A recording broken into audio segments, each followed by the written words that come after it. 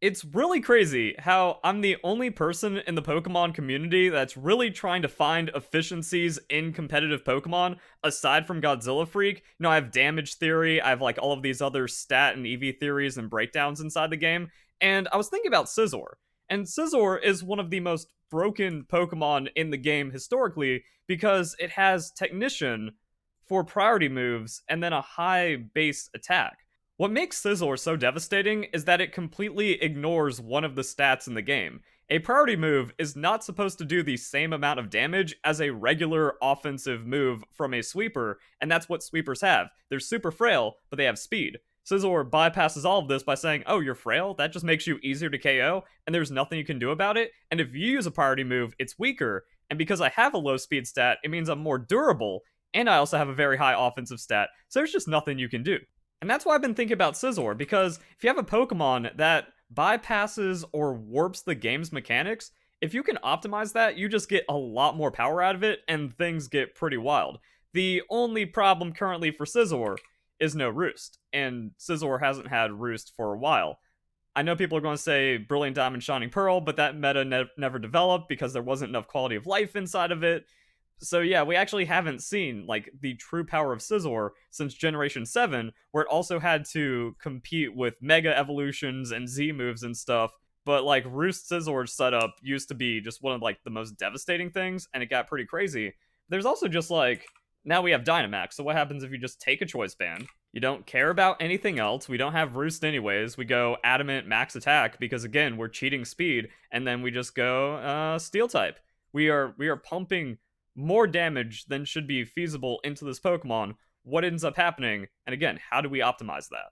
So here I have a blank Scizor. We're going to go building it up. So let's go Terra Steel. Let's lay down the Bullet Punch. And the reason why I have Houndstone here is because Houndstone, the only way you can really stop it is with a priority move. So if you can't priority one-shot it, it's going to run over everything on your team if it isn't a normal type. So if we can actually hit priority Houndstone KO levels, then we're looking pretty good. So let's go build this up, and then we go into the choice band. And that's another thing about the Scizor, this like lack of counterplay where it just walks up and it does that absurd amount of damage. And that's the thing about Scizor, the lack of counterplay to just having priority damage on such a crazy level. So we add in the Technician, and it gets close. And that's also where things get kind of weird because we look at other just like frail Pokemon. Oh, we one-shot a Meowscarada with this. And as we've broken down through many different moveset guides and also damage calculations,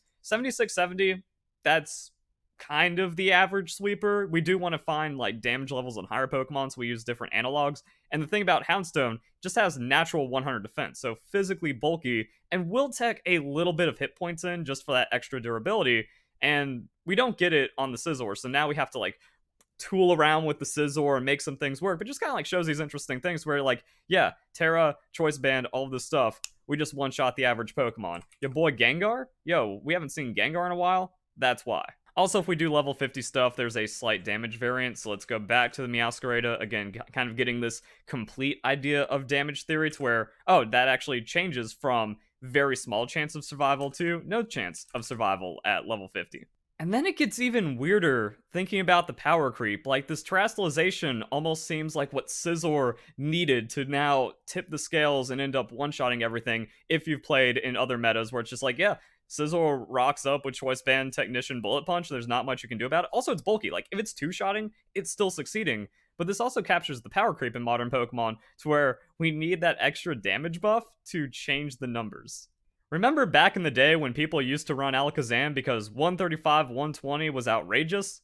You probably don't, because a lot of like old school Pokemon fans have just fallen out of Pokemon, and especially competitive Pokemon, due to all the cheating. But there was a time where like this was actually a matchup, and Scizor was just like nasty into it regardless. But now Scizor needs the 30% damage buff from the terastallization to keep up with all the power creep, and then find like 2-hit KOs and potentially convert some interesting 1-hit KOs on the just inflated Pokemon that we see today. But then there's also really weird stuff like the Fluttermane. Fluttermane is one of the most used Pokemon and has been since it was allowed to be used in the Battle Stadium, yet people just aren't responding to it with the Scizor. And it doesn't matter if it even terras into something like neutral, so it's still going to be a KO. and doesn't even need to terrestrialize. So you can just kind of keep that option in, rock up, choice band. So like Scizor has some give and take. The natural power creep has made it harder for Scizor to potentially find one-shots, but still finds the same two-shots, and that's the entire idea behind damage theory. But also, some of these like weird Pokemon that just have like super low stats to justify other very high stats, Scizor just wins. But that's just the offensive side of Scizor. When we get into the defensive side, like I said, you can just take 2 hits, which means you now have 2 first hits against the opposing Pokemon. They most likely can't one-hit KO you, and you're just winning.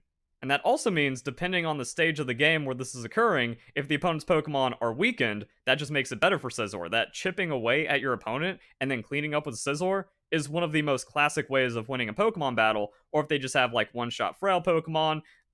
This is also where like Stealth Rocks kind of got a lot of popularity, to where if you play around the Stealth Rocks, phase a couple of opponents, well now Scizor, again, just kind of cleans up everything because the damage numbers get super screwed up by all that, and you just get free hit points because you're not playing on speed. So just being able to get free stats on the Scizor, again, is this Pokemon cheating the game in weird ways that need to be optimized with damage theory potentially. But here's my idea for Scizor that kicked off the idea for this video.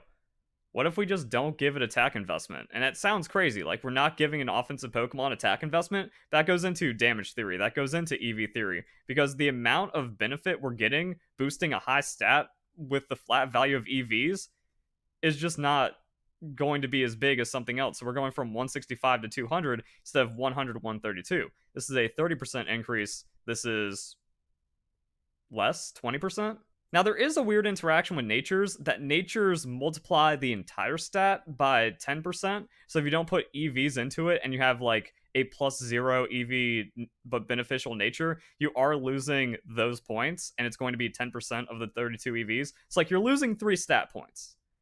But again, does that matter if you get more efficiency elsewhere? Maybe. Let's use special defense as an example because we have these nice numbers right here. So if we go calm nature, 100 to 110, that makes sense. But then we go into 145, and if we take away calm, 132. So as we can see, like 3 stat points materialize. So as you can see, 3 stat points happen because we were able to get the beneficial bonus onto the EVs. Does it matter? Again, maybe, maybe not. Maybe there's also like some other weird interactions on how you play natures and stuff. Because one thing I like doing is I just like going, okay, if I don't invest into the highest stat and we just put those stats there, we're still getting more benefit than if we put the nature onto a lower stat, because 165, 150. So we're getting 5 extra stat points by putting the nature on attack instead of special defense. And even with a fully invested special defense, that's only 13 compared to the 15 of attack. So weirdness theory, I'm the only person exploring it to this degree. That's why I'm the best competitive Pokemon player. And the weird thing is, I've been doing this for almost a decade innately without like going into all the crazy damage calculations I do now. So my like just game sense and understanding has been super natural for Pokemon, which is also why I've been so successful competitively, because the way I ran my Aegislash was that I went max hit points, split the defense, that way I could get as many swords dances as possible. Now, it's all illegal because you can't play Aegislash right now in Pokemon Scarlet and Violet, but I also did some other like interesting ideas to where, okay, touch of defense, just kind of get some efficiency out there, more into special defense.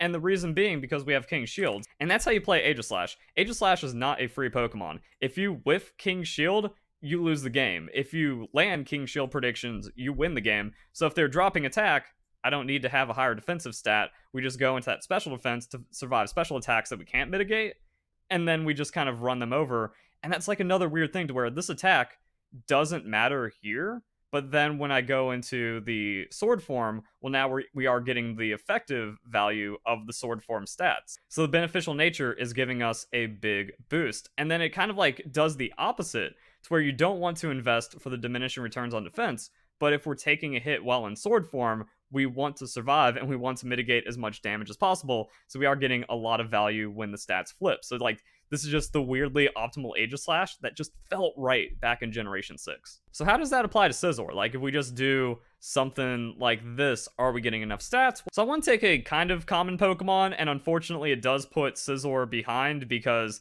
that's just Game Freak power creep. And even though I've been talking about Scizor as a free Pokemon, less free when Ferrothorn just exists and it's on every team, but now Ferrothorn doesn't exist. But then your replacement is Iron Bundle.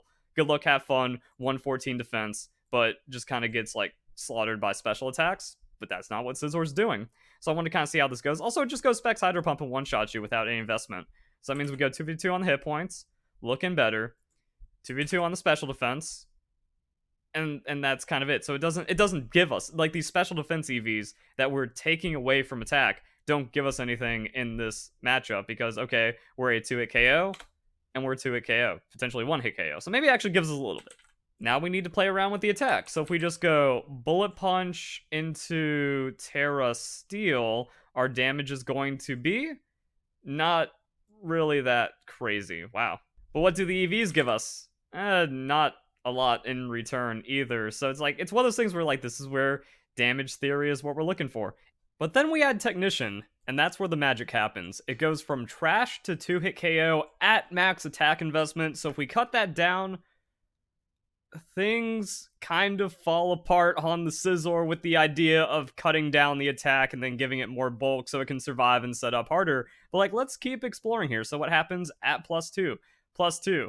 Not gonna get it. However, it then gets it. So now it gets spicy because if we survive the Iron Bundle Hydro Pump, then we just 2-hit KO it. That also means Swords Dance Bullet Punch is the same as Bullet Punch, and our Scizor is winning into these weird stat matchup bulky-ish kind of Pokemon, and that's where we want to be.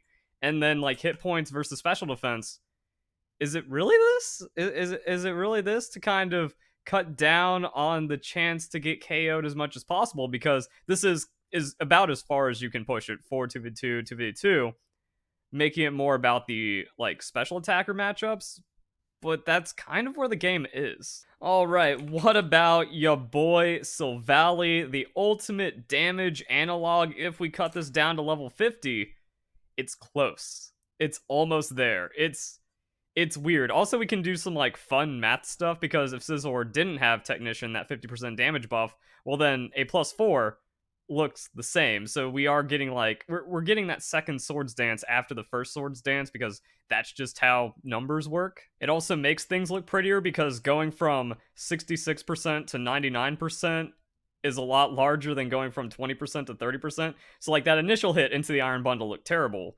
But then, like, as we actually layered on the boosting and all the multiplicative effects, really came together there in the end. Now, Silvally changes this up, and as I've shown in many, many moveset guides, this is kind of the upper end. That if you are one-shotting an uninvested Silvally, you're taking out every sweeping Pokemon in the game, and then getting some really favorable bulk matchups to where you probably don't get set up on because you're doing like 60-70% of them, and they can't out-sustain it or out-tank it in any kind of way, so that is what's converting your 2-hit KOs as well. So you really want this number, and it's close on the Silvally. But then the +4 is where things get weird.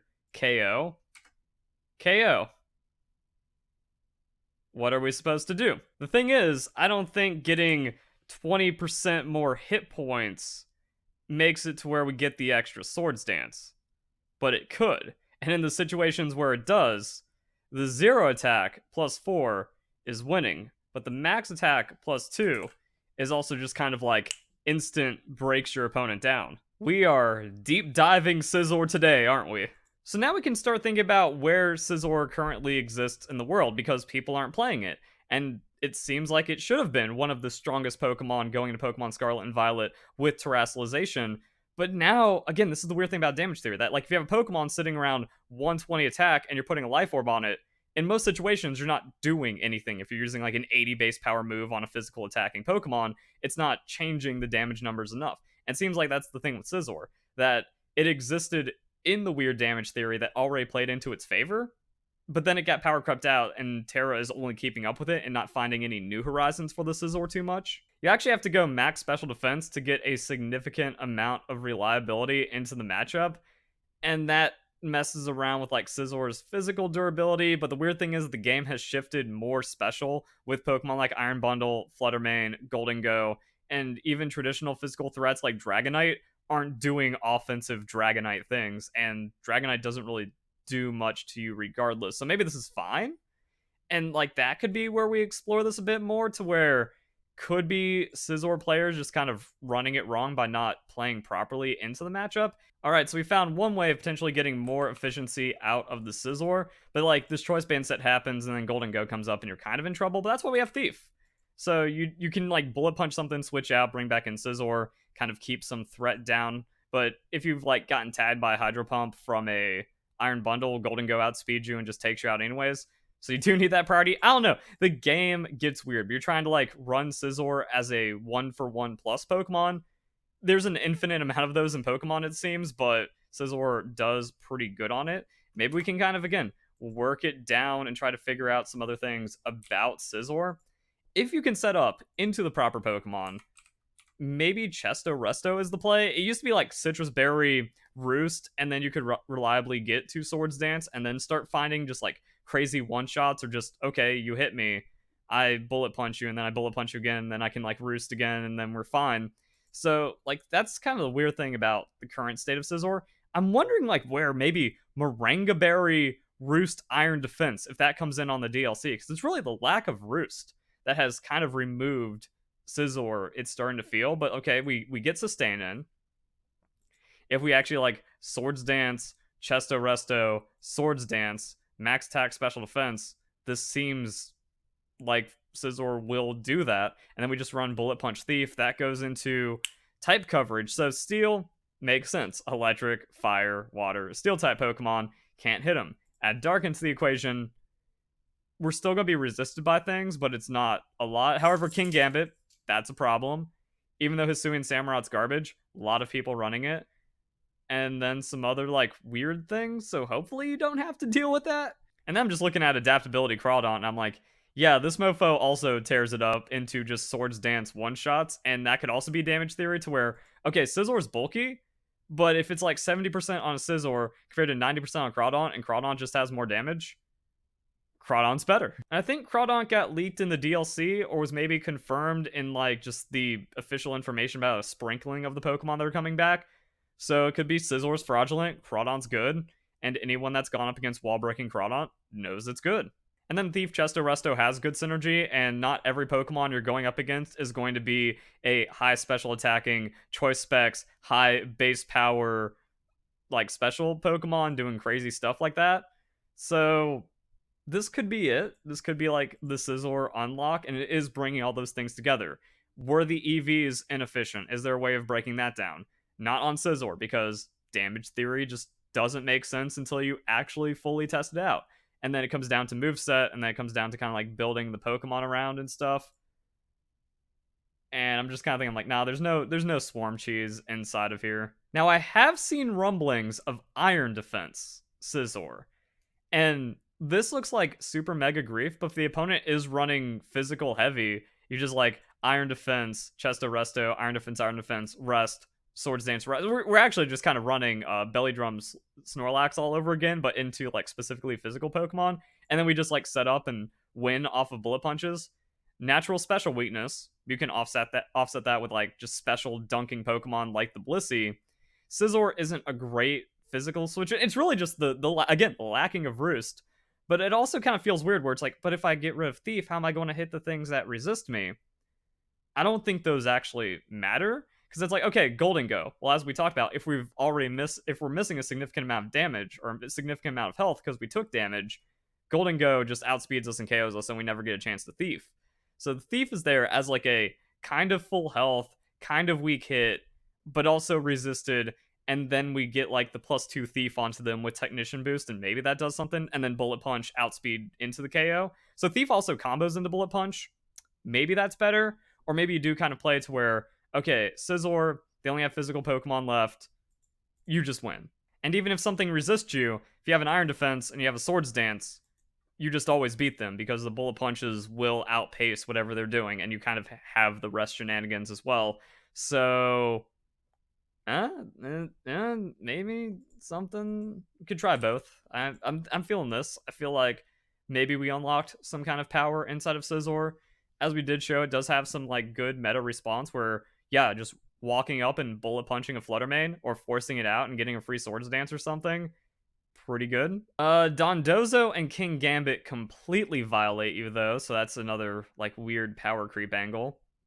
I feel like the Terra Steel is what's converting a lot of damage calculations, so it's not like, yeah, what we do is we run Terra Electric Terra Blast for the Dondozo, GG easy. Nah, just don't bring Scizor if you're seeking Gambit or Dondozo. And that goes in team building theory to where is Scizor your 5th slot to where if they have no Scizor counters, you win the game on the spot? I don't know. So yeah, it's actually one of those things where I predicted this. I predicted this when terrestrialization was revealed that team building is going to get a lot more volatile and anyone is allowed to get free wins now just because there's too much diversity to account for everything. So with every new generation of Pokemon, every Pokemon team has more counters just through the sheer diversity. It's not like, oh, you add all these power creep things and all these OP Pokemon together and it becomes unbeatable. Nah, everything has a counter and every team has a counter more than ever. So you can't just like rock up with your Scizor win condition. And that also goes into like some other stuff where I went through my old videos and I found like, oh, these Pokemon are like the best for getting 6-0 sweeps. 6-0s don't happen anymore. That's also like mental and meta development and just like better strategy overall. That's also because you just don't get to set up with all the tanks and unaware and counter sweepers and other sweeping Pokemon inside the game. And it's not even terrestrialization at that point. But as we saw with the Iron Bundle matchup, this is actually viable if you get to 2 Swords Dance. Like, that's how you gotta make it work. If Scizor can reliably hit 2 Swords Dances because of whatever health gain is coming from here, or maybe it is as simple as max amount of hit points, wait, not Chesto, Citrus Berry.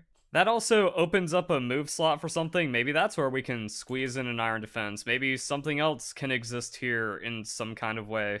There's also some really weird math because giving hit point EVs is going to give us more Citrus Berry healing. So it's not just 20% plus 25%, it actually becomes 20% plus 30%. So we're getting 50% more hit points out of Scizor by just doing that instead of doing this. And that's like the Chesto Resto right there. So 40%, 40%, those are just our swords dances and then we win. I think it even gets weirder because we can even take a 60% hit here, which would get us KO'd with the Chesto Berry because 60% swords dance, 60% KO'd, whereas we just go swords dance, survive on 5% hit points, and bullet punch one-shots everything. The initial hunch that launched this video might have been correct.